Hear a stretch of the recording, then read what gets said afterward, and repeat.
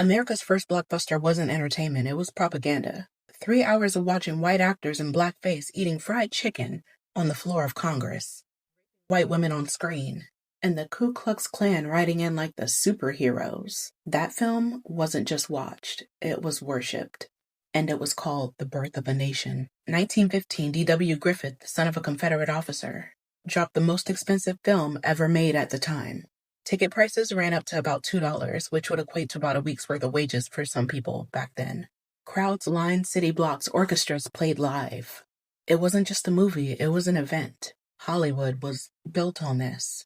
But the story was just a fever dream of white supremacy. Black men played by white actors in burnt cork makeup. They were shown as drunk, corrupt buffoons in the legislature. Chicken bones flying, liquor spilling.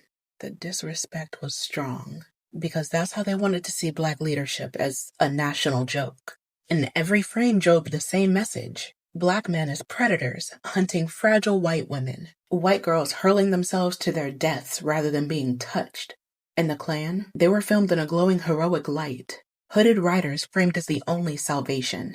And people ate it up. Theaters cheered. Critics called it a masterpiece. This wasn't hidden racism. This was racism with a red carpet. And the cherry on top is that President Woodrow Wilson screened it at the White House. The President of the United States gave this filth his stamp of approval.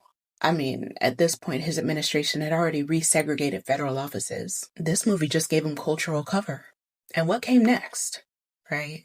The Ku Klux Klan came roaring back from the grave. By the 1920s, they were millions strong. Burning crosses they copied straight from the movie. Lynch mobs emboldened.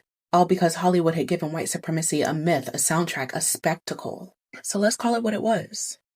Because Birth of a Nation wasn't America's first blockbuster.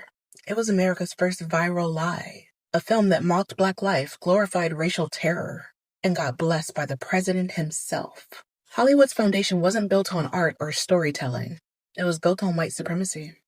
Fried chicken in the State House, black men as beasts, and the Klan as saviors. And that history was written in blood.